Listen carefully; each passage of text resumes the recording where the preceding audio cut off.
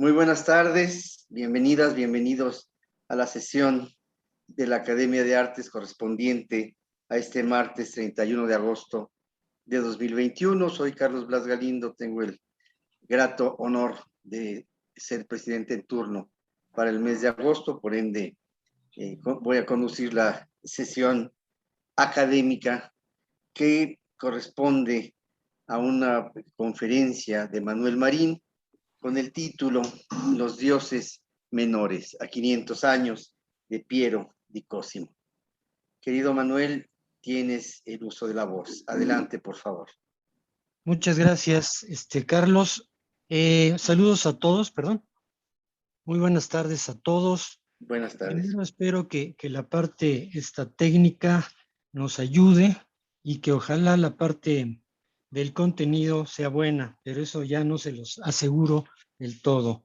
Bien, pasamos a la primera, por favor, a la primera imagen. Es la introducción. Voy a hacer una introducción que creo que es necesaria para justificar el por qué estoy proponiendo a este personaje y en esta forma. Aceptado. Desde hace ¿Perdón? Perdón, dije aceptado. Ok. Muy bien, Arnaldo. Bien, desde hace unos 10, 11 años he tenido la costumbre o digamos, la tarea, una tarea tal vez que pueda tener un cierto gusto para muchos de nosotros, que es hacer al año un reconocimiento, un recuerdo, me gustaría decir un homenaje a algún pintor, algún artista o algún personaje que tenga alguna relación con la cultura. Y estas referencias son por lo menos de 100 años a el más antiguo. Yo creo que es Dante, que fue, bueno, que ya tiene cerca de 800, si mal no recuerdo. Bien, pasamos a la que sigue, por favor. Tú la estás, no. Bien, aquí vemos sí, aquí vemos este retrato o autorretrato, no sabemos, de Piero di Cosimo. Es el personaje que está más cercano a nosotros, el que está vestido de oscuro. Y ahorita hablo de este retrato o autorretrato porque tiene una pequeña historia. Sin embargo, quiero decirles que este personaje a mí me interesó desde hace mucho tiempo, no sé cuánto tiempo. Tuve la oportunidad, entre otras cosas, de ver una sola pintura de él en el Metropolitan en Nueva York. Me interesó mucho. Debo decir que es un pintor que desde entonces me interesa, aunque me gustaría decir que es muy feo. No es tanto que me guste, me interesa mucho, y desde ese momento traté de investigar un poquito, cosa que no he podido desde hace, digamos, 20 años. Posteriormente me encontré con una obra de él en Los Uffizi, después me encontré con otra obra de él en la National Gallery de Londres. Por lo tanto, en estos 20 años, yo creo que he llegado a ver unas 5 obras de él. Es un pintor muy curioso porque está repartido en el mundo. Apenas, digamos, se puede conocer una obra sin tener que trasladarse en forma muy amplia. Por ejemplo, hay cosas en Sudáfrica, hay cosas en Australia, hay cosas en Escocia, hay cosas en Canadá, en fin. Por lo tanto, para poderlo ver y estudiar, pues tendría uno que ser o millonario o bien andar escondiéndose de la justicia. Bueno, eso es en cuanto al interés. Hubo un interés a este respecto, y eso es también en cuanto a los homenajes. Empiezo por decir que la primera referencia que se hace de Piero di Cosimo, un pintor que nace en el Renacimiento, en el primer Renacimiento, esto es, nace en 1462 y muere precisamente en 1521, hace 500 años. Él va a ser un pintor conocido, va a ser un pintor más que conocido, presente en este mundo florentino del primer Renacimiento. es un pintor que tuvo presencia, que tuvo relación con casi todos los grandes pintores del momento, tanto como alumno, tanto como colega, tanto como maestro. Sin embargo, yo diría que a partir del siglo XVII ya empezó a decaer su imagen y esta imagen no volvió a presentarse sino muy ligeramente con el simbolismo a mediados del siglo XIX. Hubo referencias a él y influyó mucho a el simbolismo francés principalmente.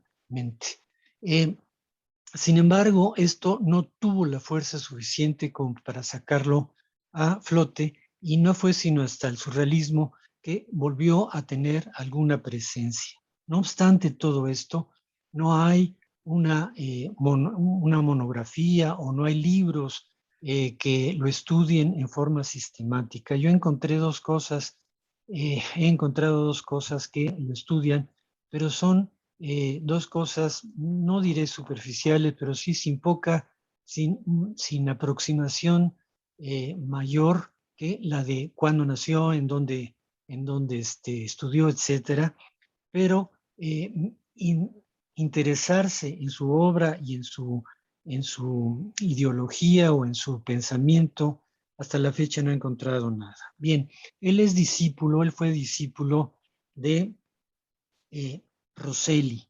Rosselli también es un personaje parecido a él, ya que él es un poquito mayor, él nace en 1530 y va a ser un pintor muy conocido, muy presente en Florencia y en el primer Renacimiento, en el 480. Tan es así que es el único pintor que va a ser llamado 4 veces para pintar en el cinturón intermedio de la Capilla Sixtina. Ustedes recordarán que la Capilla Sixtina tiene estas pinturas del 480 por los grandes maestros del 480 y que hacen una referencia entre la vida de Cristo y la vida de eh, Moisés. Bien, casi todos ellos tienen una pintura o dos de las, creo que son algo así como 18 pinturas que están en este cinturón intermedio.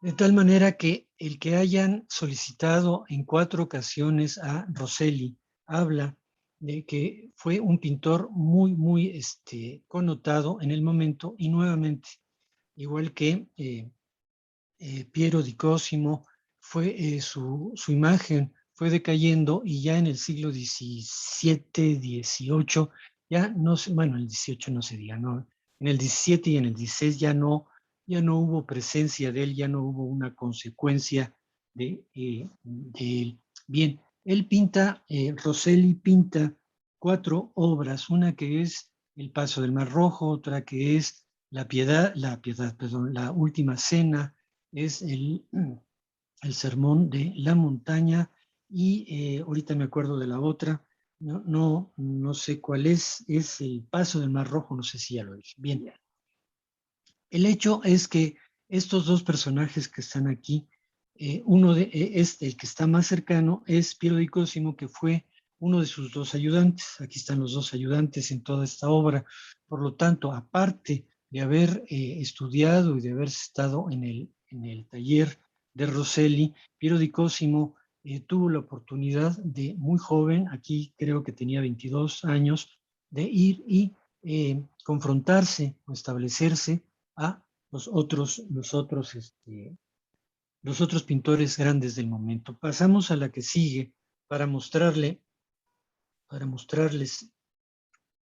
en esta pintura que ya es por lo tanto, perdón, nada más para decir, de la pintura anterior, no sabemos si es un cuadro, perdón, aquí hay una noticia, no sé qué día. En la imagen anterior no sabemos si fue un retrato hecho por Rosselli o bien fue un autorretrato hecho por él mismo. Eso nada más para ubicarlo tanto en época, tanto en imagen. Y aquí estamos viendo un fragmento de una obra de Piero di Cosimo, ya cuando tiene aproximadamente unos 60 años, y es el personaje que parece sileno, que está a nuestra izquierda en la parte superior, al fondo. Esto es una cara de una persona de 60 años, más o menos 64, cachetón, y parece que está representando a un chileno borracho. Bien, ese sí es un autorretrato. Estamos hablando de más o menos 40 años de diferencia entre la figura pulcra del personaje de 20 años y la figura ya completamente desordenada del personaje de 60 años. Bien, esta obra la vamos a ver después. Aquí nada más la escojo para mostrar la cara, la imagen del autorretrato que él establece. Bien, pasamos a la siguiente para dar un dato de carácter más bien anecdótico, histórico, pero más bien novelero. Hay dos novelas que no son muy buenas. Quien quiera, después les puedo dar el dato, pero es una novela donde se dice que Botticelli y Piero di Cosimo tuvieron una relación primero muy cercana.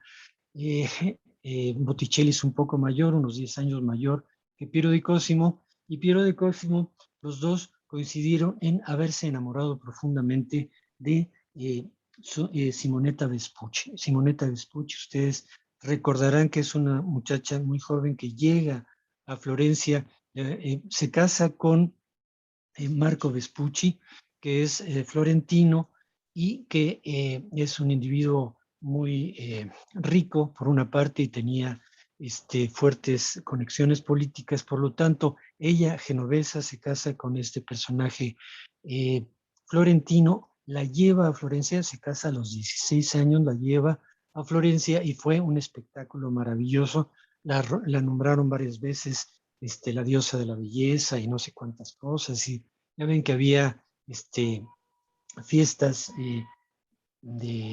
populares donde se hacían estas cosas. Bueno, Simonetta Vespucci va a ser, se dice que Botticelli se enamoró profundamente de ella y claro, era otra clase social, era otra presencia, pero fue a partir de su primer contacto con ella, fue su modelo preferida. Aquí en el nacimiento de Venus de Botticelli, la cara es el retrato de Simonetta Vespucci.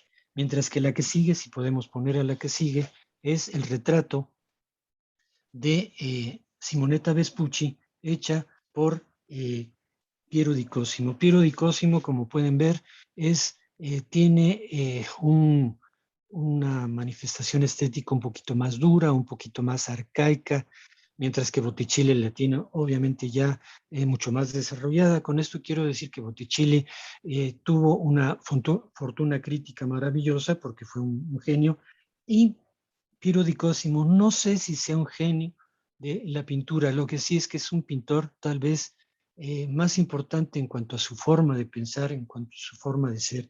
Aquí Piero di Cosimo la pinta, en lugar de pintarla con esta aura de Venus, como en el caso de Botticelli la pinta como si fuera Cleopatra. De ahí el aspid que le circunda la garganta. Por una parte, la sombra negra, que es la representación de una nube oscura que va a traer como consecuencia que su vida será muy corta, morirá muy joven.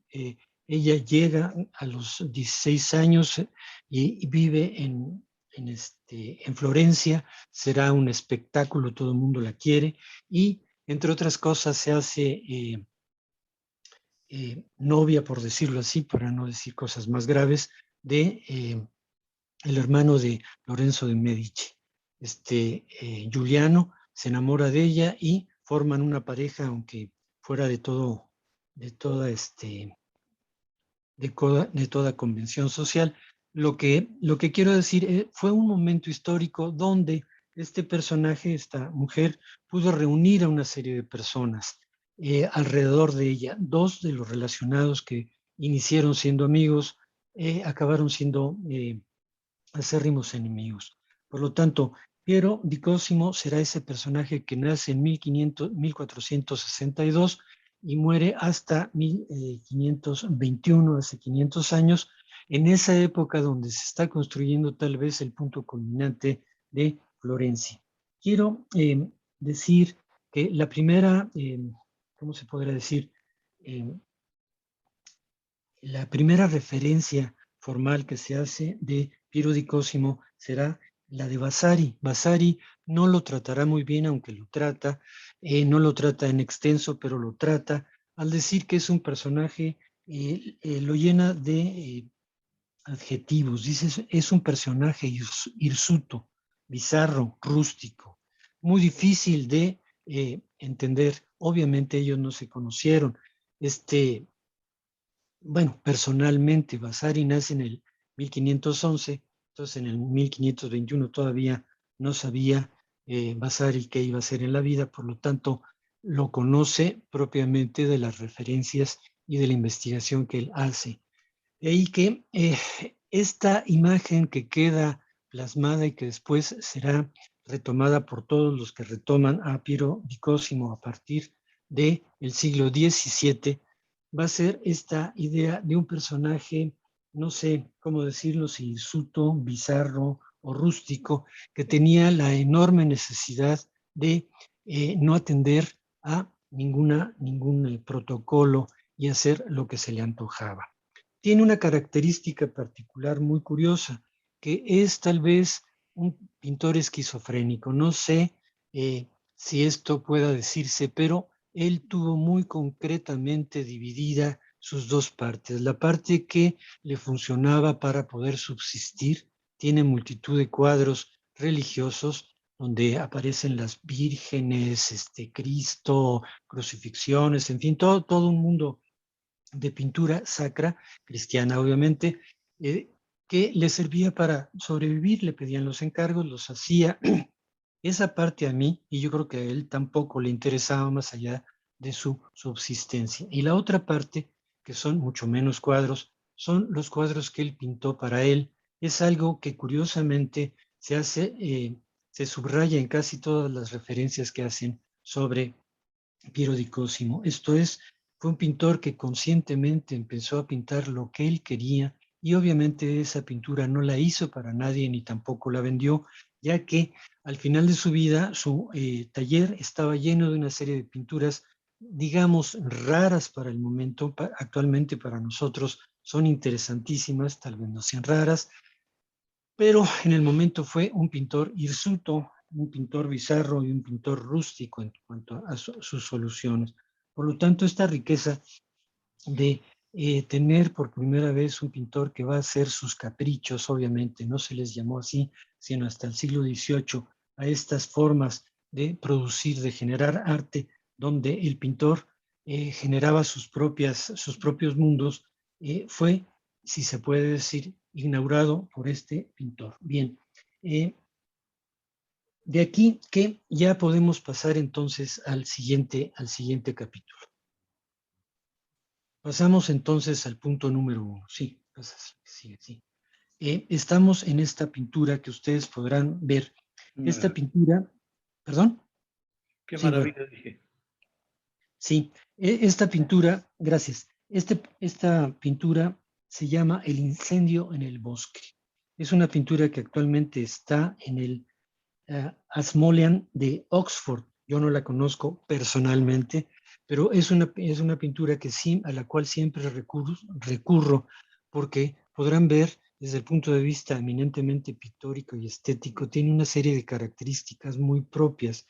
El, eh, el formato apaisajado, el formato horizontal, donde la parte de la altura es muy pequeña en función a al largo, hace que esta pintura sea propiamente un paisaje alegórico, que él no es un pintor alegórico. Aquí podemos ver una serie de figuras. El tema es simplemente un bosque donde aparece un incendio. No sé si lo pueden ver más o menos si vemos el centro hay un árbol y unos, que será un 20% hacia la izquierda se ve ahí el incendio. Por lo tanto, en el incendio está expandida, se dice, no, bueno, cuando todos los animales, cuando todos los animales salen huyendo de este fenómeno. Se muestra, por lo tanto, una condición, un hecho natural, que podríamos decir fantástico, donde salen y se presentan todos los animales posibles, y muchos de ellos podemos ver, gran parte de los animales de nuestra izquierda son animales fantásticos. Hay algunos, por ejemplo, el león ese tiene una cabeza de oso, no sé qué. Después el animal que está inmediatamente arriba, o sea, atrás del león, aparentemente león, es una especie de lobo con cara de humano. Y así, si se pueden ver, las aves también son híbridas. Hay una serie de animales híbridos, otra serie de animales completamente naturales, como la vaca o toro, que está en primer plano, y en un segundo plano, a nuestra derecha, estará el hombre, también representado como un animal que sale corriendo en estampida, era lo que quería decir, de este espacio inflamado, ¿no? O sea, tiene entonces una serie de características donde se presentará un hecho natural. Pasamos a la que sigue para mostrar ya un rasgo de la pintura propia bueno, aquí quiero decirles lo siguiente. En estos homenajes que he hecho desde hace 10, 11 años, siempre he tratado de hacer un homenaje directo, de tomar la obra del pintor que estoy recordando o que estamos recordando cuando el planteamiento es colectivo. Tomo una obra o tomo varias obras y las retrabajo. En este caso, lo que hago es tomar esta obra, dividirla en dos.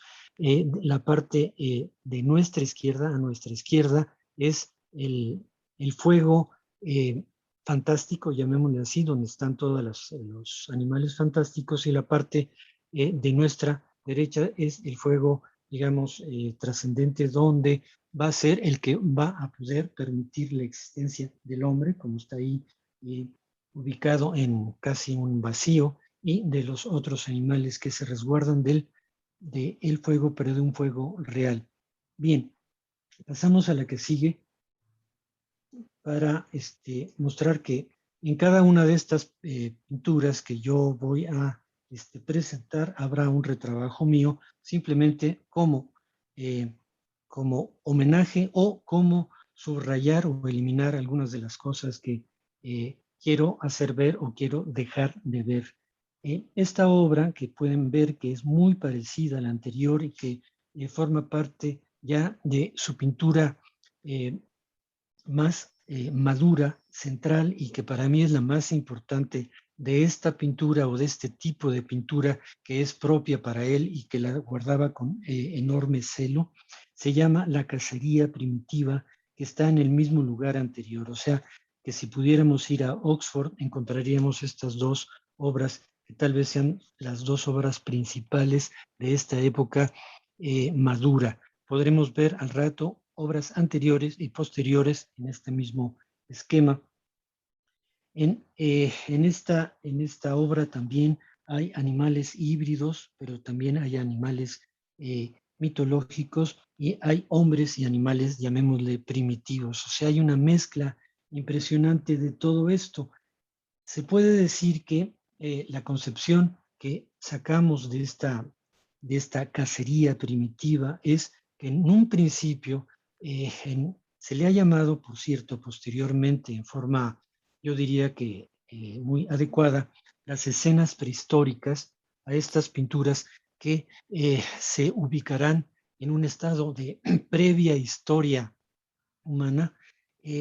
Tenemos que existían todo tipo de seres vivos, los híbridos, o sea, fantásticos, los mitológicos y los humanos, y algunos de ellos que desaparecieron porque no se adaptaron. Imaginen ese concepto en el siglo XV, la adaptación de algunos animales que desaparecen en la historia. Esto es podemos empezar a suponer que su concepción del mundo va a ser una concepción de evolución natural, cosa que, como ustedes saben, como todos sabemos, no se vino a dar como primera instancia hasta el siglo XVIII y obviamente en forma sustancial hasta el siglo XIX. Bien, si esto es cierto y parece que lo es, sería ya una especie de iluminación fabulosa respecto a estas características. Hay una referencia, quien ha podido hacer alguna referencia a este mundo, es la de el de Rerum Natura de Lucrecio, o sea, la naturaleza de las cosas, que en ese momento la Academia de Florencia había rescatado, según parece, en el capítulo número 5, habla de alguna manera de este principio de las cosas que tendrán una evolución y habla de animales, habla de cosas, habla de objetos que ya no existen, ¿sí? Porque se han transformado y se han adecuado a otros momentos de la historia. Bien, por lo tanto, tenemos esta primera consideración, que tal vez sea la consideración más importante que se puede hacer del pensamiento de Piero di Cosimo, y de una consideración propia del fuego como el elemento motivador de la vida, tanto destructor como, no sé si decir creativo o generador de fuerza y de potencia. Es una pelea muy violenta, de ahí tal vez la consideración de rústico o hirsuto o bizarro, pero todas sus proporciones no son del todo proporciones eminentemente renacentistas. Sin embargo, el resultado es verdaderamente impactante. Bien, pasamos a la que sigue, que necesariamente será mía, y aquí en esta mía tendré yo la posibilidad de mostrar por medio de la planificación de los colores esta solución que para mí no deja de ser una propuesta más o menos, mm, no sé si decir expresionista o fubista de alguna manera, que es esta forma de apropiárnoslo en un sentido de olvidar las reglas de relación naturalista para sustanciar más bien un mundo eminentemente ya expresivo, expresionista o, en este caso, fobista, que eran las famosas fieras. Pasamos a la que sigue siendo de este mismo contexto. Este es el regreso de la cacería. Esta obra es la que está en Nueva York y fue la que a mí me impactó en forma sustancial hace cerca de 20 años. Está en el Metropolitan y es una obra que da entrada. No sé si se acuerdan, uno entra al Metropolitan y uno puede ir hacia las salas de la antigüedad, pero si uno sigue la escalera, llega uno al cuadro, o por lo menos eso había hace 10 años, llega uno al cuadro de Tiepolo. Es un cuadro que nos recibe hacia la zona de pintura occidental. Entramos, topamos con ella y nos vamos hacia la derecha. El primer cuadro que encontramos ahí, que es curiosamente una zona de pintura medieval, lo colocan como pintor medieval, abre esta sala, es esta pintura. Por lo tanto, es una pintura que no se nos puede perder, ya que nos llama en primera instancia. Ahí tomé, bueno, en el catálogo que viene, hace una referencia a que este es un cuadro de un casone.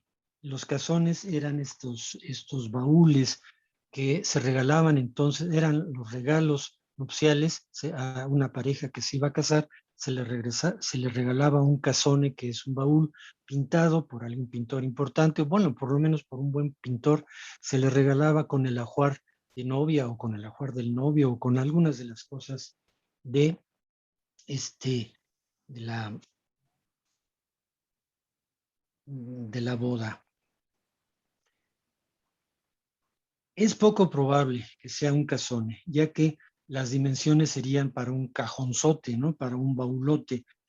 Si bien tiene esas características de ser, casi todas las pinturas eran apaisadas, porque es un baúl, en este caso es una tabla pintada con esas características, pero es mayor que ahí mismo podemos ver otras pinturas que son de cazones y que son de cazones medievales y que son todavía más, ¿qué se podrá decir? Más decorativas, más duras,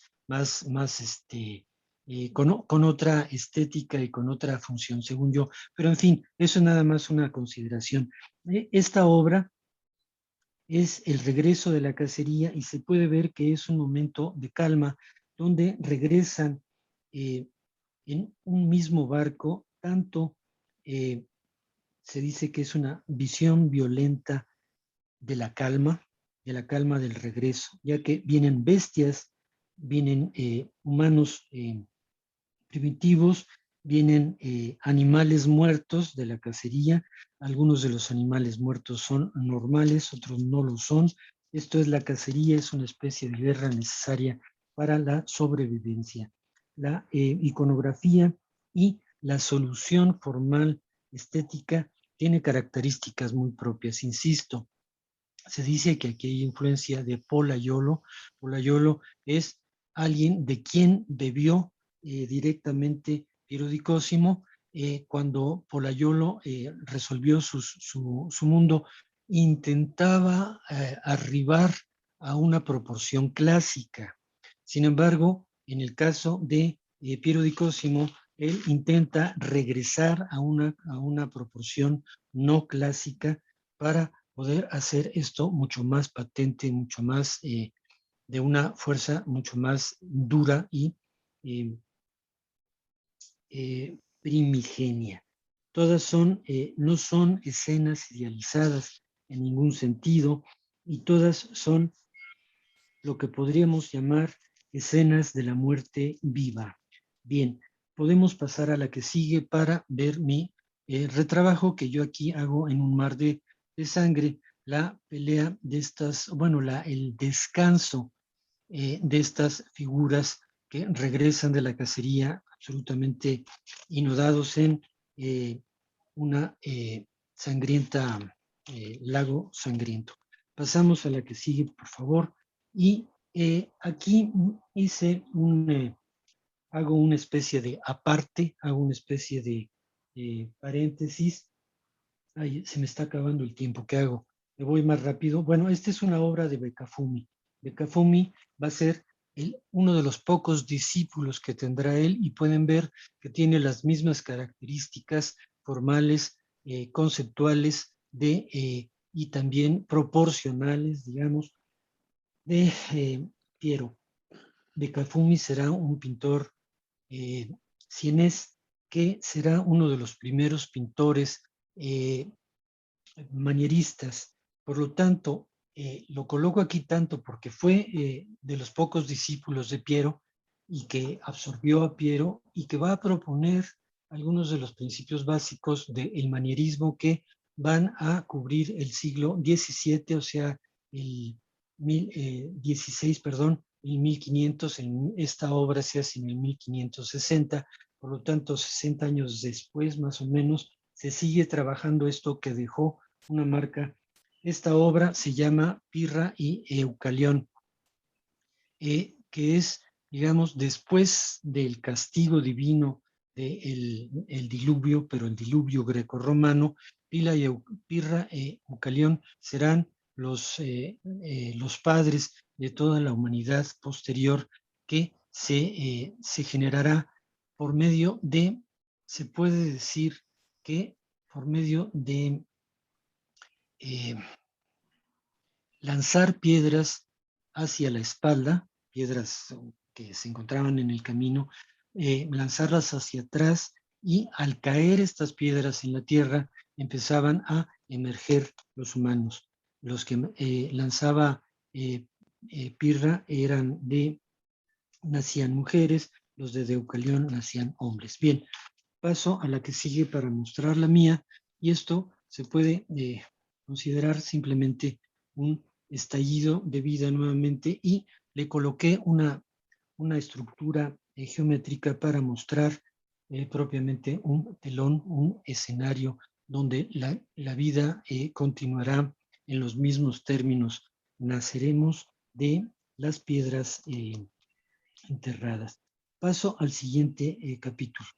Me voy a ir suficientemente rápido. Esta es una obra de Andrea Mantegna que se llama La virtud y el vicio. Aquí lo coloco porque es otro de los pintores que va a influir en Piero di Cosimo. Piero di Cosimo, aquí podemos ver a las virtudes, que son los dioses superiores, y a los vicios, que son los dioses menores. Los pueden ver, así como las proporciones, no obstante que Andrea Mantegna es un pintor ya profundamente renacentista. Sus proporciones de las virtudes son perfectas, y las de los vicios tienen las mismas características de las de Piero di Cosimo. Paso a la que sigue, me podría quedar en ella un poco más tiempo, y aquí nuevamente es una representación entre las virtudes y los vicios en un telón de fondo. Bueno, esa es mi representación. Pasamos a la que sigue para ver una obra de esta época de Piero di Cosimo que se llama La pelea entre los centauros y los lapitas. Aquí la comparo, es la misma época de la de Andrea Mantegna, donde propiamente la concepción de Piero di Cosimo respecto a las virtudes y a los vicios es anulada frente a la presencia de los centauros, que son seres absolutamente fantásticos, y los lapitas, que son seres absolutamente rústicos. Es un festejo, es una boda donde acaba esto en una guerra sin cuartel, y pueden ver una guerra apasionada que no deja de ser su concepción entre las virtudes y los vicios. Paso a la que sigue para mostrar mi representación. Aquí lo separé en dos. Ustedes recordarán que dos de los caballos de la época Apocalipsis, uno es rojo y el otro es pálido. Están entonces resueltos con estos dos colores para mostrar virtudes y vicios en el mismo orden y en la misma negación. Pasamos entonces al siguiente capítulo. Perdón que me estoy yendo rápido, ya se me está acabando. Bien, aquí estamos viendo otra etapa de Cosimo, de Piero di Cosimo. Es el mito de Prometeo. Prometeo, ustedes conocen la historia. Aquí esta obra fue pintada en 1515, o sea, le faltan 6 años para morirse, y hace una serie de pinturas sobre este personaje. Ustedes recordarán, no toda, bueno, una de las cosas que quiero subrayar es que Piero di Cosimo tomará la mitología o los relatos o las propuestas que pintará o que representará, y las modificará en cuanto a intención. Aquí vemos esta obra de Prometeo. Prometeo propiamente es el personaje que está a nuestra izquierda, con un manto rojo y negro, que está, según esto, modelando a el hombre, a la imagen, dice, está modelando a la imagen. Y en un tiempo, hay un lapso de tiempo de ahí hacia el que está entronizado, es una imagen humana. En lo que vemos a la derecha es los dioses en fuga, y vemos en la parte de abajo a Prometeo y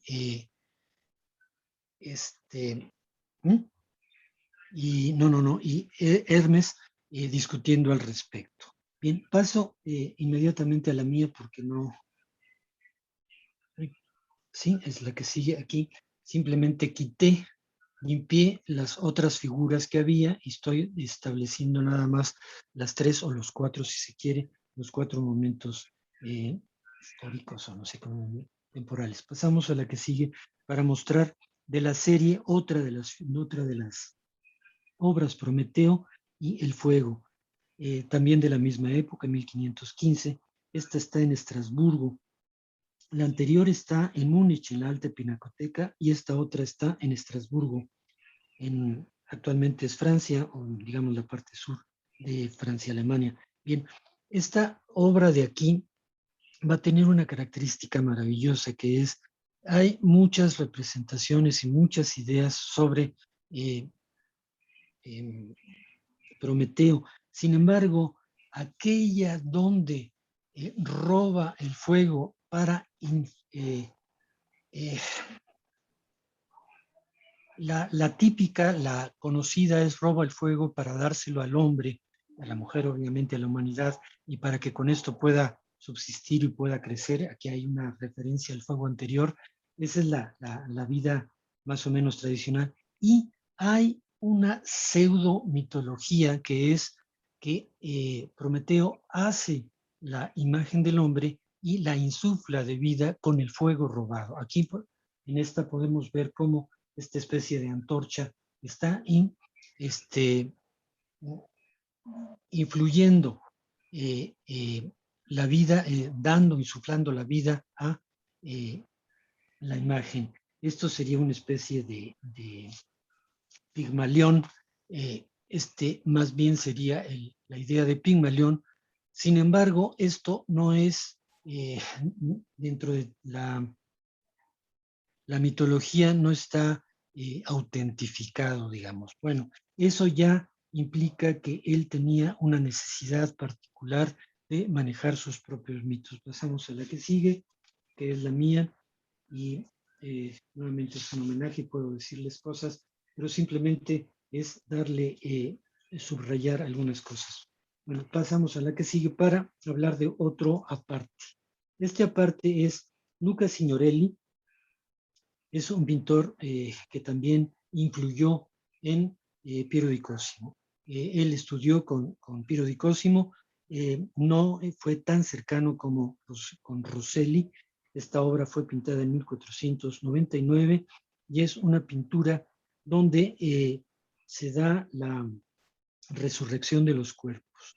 Vemos entonces que tanto la estructuración formal y tanto estética tendrá características muy parecidas a las de Piero di Cosimo. Obviamente esta obra es anterior a la de él, que si pasamos a la que sigue, muy rápidamente lo estoy haciendo sin muchos detalles. Lo que hago aquí es destaco la estructura de Piero di Cosimo, por decirlo así. En la parte de abajo, en la parte de arriba, establezco con las alas de los ángeles simplemente una casa a donde refugiarse. Pasamos al siguiente capítulo, que es donde hablo de los dioses mayores y dioses menores. En esta es el descubrimiento de la miel. No he encontrado, no he encontrado por ningún lado ninguna referencia mitológica al concepto de cómo se descubre la miel. Lo más cercano que tengo a esto es Virgilio hará un estudio sobre cómo se generan algunas de las sustancias principales y llega a proponer que si se toma una piel de cabra recién sacrificada, se quita esto, se le colocan una serie de objetos interiores y se coloca esto en un tronco hueco. Al cabo de una semana empieza a producir un líquido viscoso que posteriormente hará que acudan las abejas y con ello podrán empezar a producir la miel. Aquí tenemos una serie de figuras que es el cortejo de Baco. Es importante decir que es el cortejo de Baco el que descubre la miel, así como al rato vamos a ver que es el cortejo de Baco el que descubre el vino. No es el dios mayor que es Baco, sino es los dioses menores, los que como los hombres son los que encuentran, los que proponen y los que traducen las cosas en objetos vitales. Pasamos a la que sigue. Vemos la mía, donde lo que hago es exploto, digamos, la miel como una luz semidivina que será aprovechada por los humanos. Bien, la que sigue me es más importante, claro, y que es aquí lo que decía, esto es el descubrimiento del vino. También no sé cómo mitológicamente se propone la creación del vino, pero el hecho es que aquí a esta obra se llama El descubrimiento del vino o La desventura de Sileno. Y aquí hay un juego por parte de Cosimo que es se descubre el vino cuando Sileno se emborracha. Es el primer individuo, en este caso es semidios, el primer individuo es el primer dios menor que se embriaga. Así se descubre el vino. Se me hace genial. Y en este caso se puede ver en el centro junto al árbol, bueno, al tronco seco, que Sileno, que venía en ese burro, se cae por la embriaguez. Se puede ver a la extrema izquierda, el personaje que está a la extrema izquierda, precisamente ahí lo están mostrando. Ese es el autorretrato que se hace cuando ya tiene alguna edad más o menos proba. Bien, pasamos a la que sigue, please. Y aquí hago este juego que tiene hasta connotaciones en otro sentido, pero eso ya se los dejo a su discreción. Pero es el descubrimiento del vino, es casi la felicidad pura. Bien, pasamos a la que sigue en el mismo capítulo, que es la caída de Vulcano. Me es muy importante estas dos que vimos y las dos que vamos a ver, porque Vulcano es tal vez, voy a decirlo así, no es cierto, tal vez el único hijo legítimo y primogénito del padre de la familia de los dioses. Es hijo de Zeus y de Juno, el padre y la madre de todos los dioses aparentemente. Es hijo legítimo de ellos, sin embargo nace y es repudiado. Es repudiado principalmente por la madre. Es por los dos, pero la madre lo repudia y se dice que después de unos días la madre lo toma y lo lanza al abismo y tardará 6 días y 6 noches para caer en una isla, no me acuerdo cómo se llama, pero para caer ahí, y al caer eh, queda contrecho y cojo. Va a ser el único dios mayor que es repudiado por el Olimpo. Yo diría que es el único dios mayor que va a ser importante por ser el más grande dios menor. Bien, ustedes saben que es el que va a ser el dios de los metales, el dios del fuego, el dios de los volcanes, el dios de todo este fuego, digamos, productivo, de todo este fuego no mitológico, sino real, que le permitirá a la humanidad nuevamente progresar. Bien, paso a la que sigue para mostrar mi solución nocturna a este momento.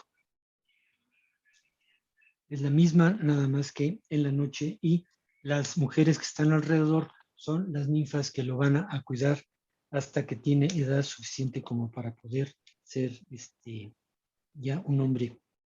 Bien, paso a la que sigue, que es Vulcano y Eolo. Vulcano es ya aquí un hombre, es el individuo que está a la extrema izquierda de nuestra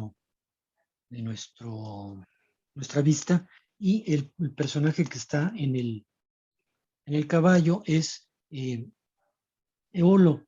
Es el momento donde Eolo, que es el dios de uno de los vientos, pero podríamos decir que es el dios del aire o dios del viento, va y le comenta, o sea, es un chisme, le comenta la infidelidad de su esposa, que es Venus, con Marte. Entonces, él tomará esto con un dolor impresionante y se dedicará entonces a no a proteger a los humanos, pero sí a darles a conocer los elementos técnicos y los elementos positivos y poderosos del fuego. Es el que ayudará a que el hombre primitivo pudiera manejar el fuego. Pasamos a la que sigue y ahí vemos, aquí estoy en esta, ¿no aparece?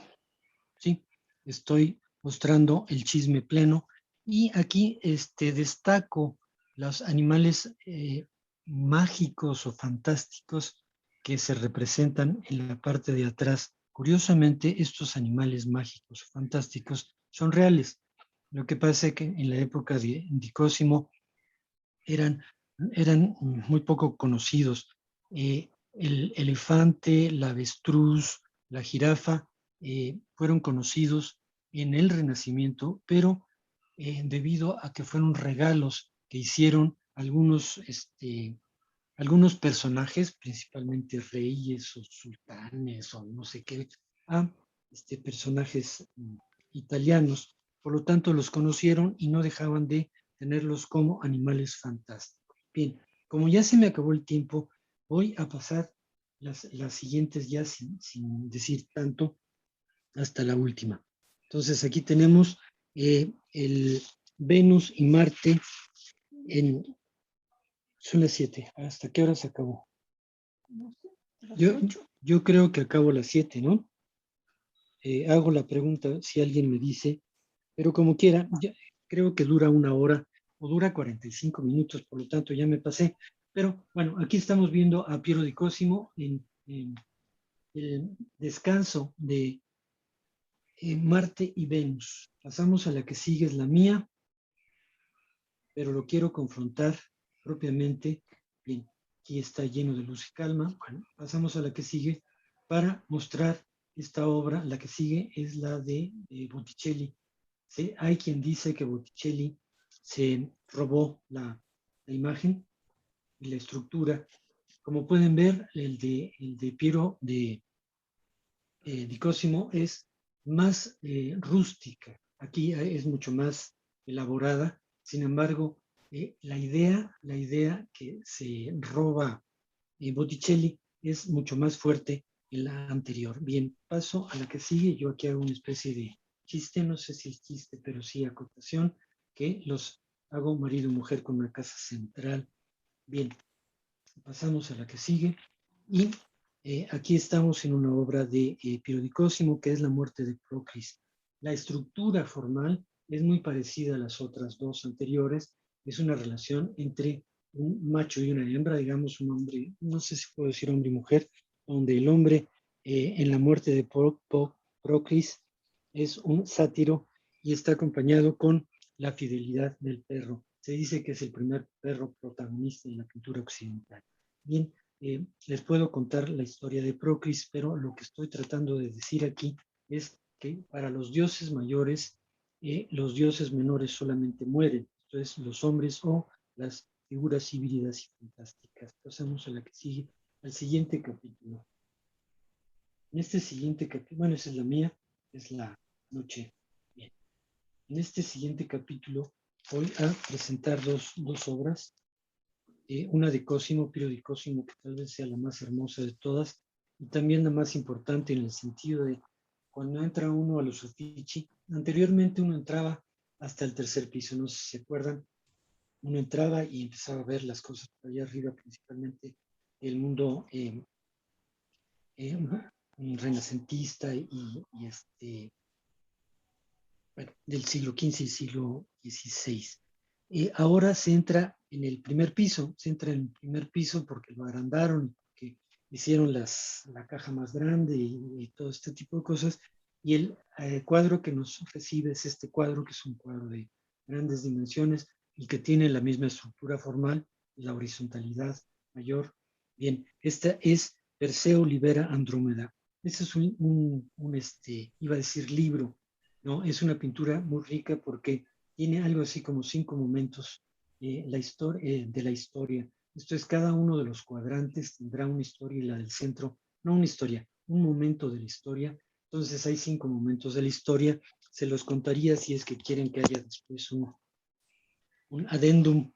Bueno, el hecho es que aquí también él modifica la historia de Perseo y de Andrómeda.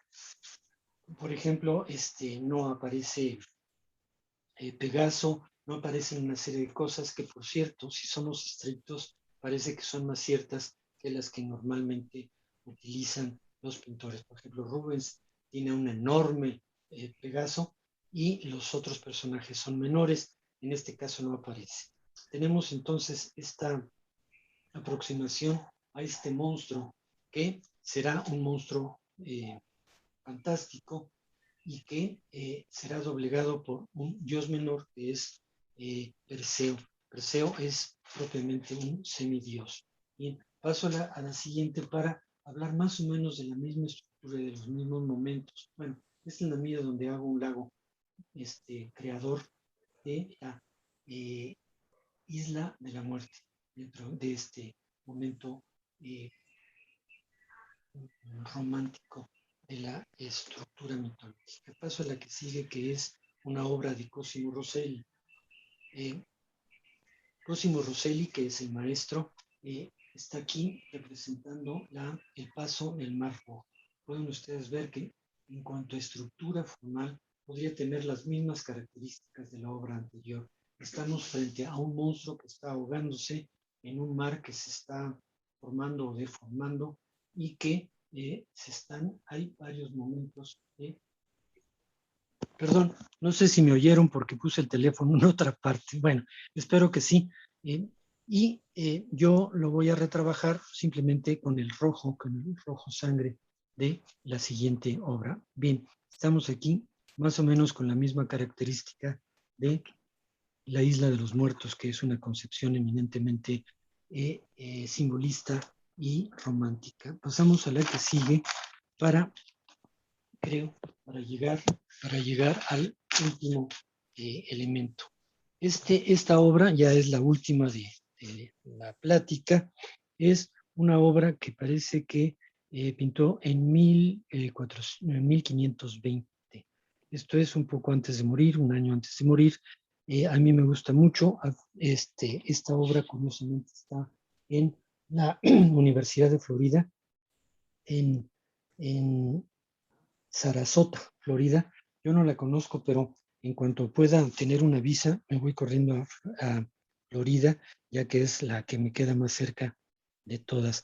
Bueno, esta obra es simplemente una construcción. Aquí yo traía un rollo más o menos largo para esta obra, porque es una comparación frente a otras de las obras. Ustedes recordarán, hay por lo menos unas cinco representaciones de la ciudad ideal, que es un planteamiento que se empieza a dar en 1460, en 1480 se empezará a desarrollar estas obras, no la presenté aquí, pero son obras donde se diseña una ciudad ideal. Bien, aquí lo que hace Piero di Cosimo es desarrolla una ciudad, es la construcción de una ciudad en pleno, no sé si decir desierto, pero en un país, en un espacio completamente desértico, podríamos decirlo, donde lo que está haciendo en forma muy fundamental está desplazando al ídolo y a la presencia clásica. O sea, podemos ver aquí, a nuestra izquierda, abajo, hay un ídolo tirado, casi en el centro, abajo, hay un capitel tirado. Esto se está perdiendo, se está trabajando en contra del idealismo que estableció la Academia de Florencia y de todos sus grandes personajes para proponer una vida más o menos humana con todas estas estructuras que nos podrán llevar a una evolución. Por lo tanto, en forma de conclusión, ya no les quito el tiempo y digo, él irá en contra de la idealización establece un sentido de la evolución sin tener una estructura conceptual mayor para poder sostener la evolución. Todos los seres son híbridos que pueden existir y dejar de existir simplemente por ser aptos o no serlo. La belleza será simplemente una idea que tiene que ver con la realidad, no con la idealización. No hay separación entre la virtud y el vicio, no existe una armonía en toda la naturaleza, sino que es simple y llanamente natural. Y lo importante siempre, en todos los casos, será destruir al ídolo. Gracias y perdón por el fárrago. Hasta luego.